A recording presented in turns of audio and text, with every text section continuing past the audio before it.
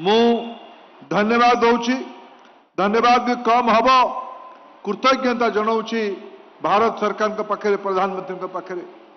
से अनुमति देले मोर सौभाग्य मु कुदो पाली को 3 वर्ष हरिक जाऊँ ए वर्ष भी जाइली डिसेम्बर 30 तारीख में न रहीबार कारण कुद पाली ये अजणा नायक मानकर कुहा कथा मुझे भी कही 3 वर्ष तले कही जदि यहीटा भारत वर्षर अन्य को अंचल ताहले तार ख्याति तार गौरव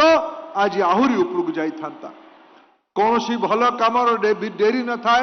विलंब न थाए बोध हुए ये सौभाग्य आम समस्त भाग्य थिला जो मैंने आज आम कुद पालीर स्मरण करुचंती आम समस्त जीवन रे सौभाग्य थिला जे आमे दायित्व नबा कुद पाली को विश्व स्तर को पहुंचाई मानवर सभ्यतार लड़ईर एक चरम स्थान को चरम लड़ई लड़ी कथा को विश्व दरबार में पहुंचाई।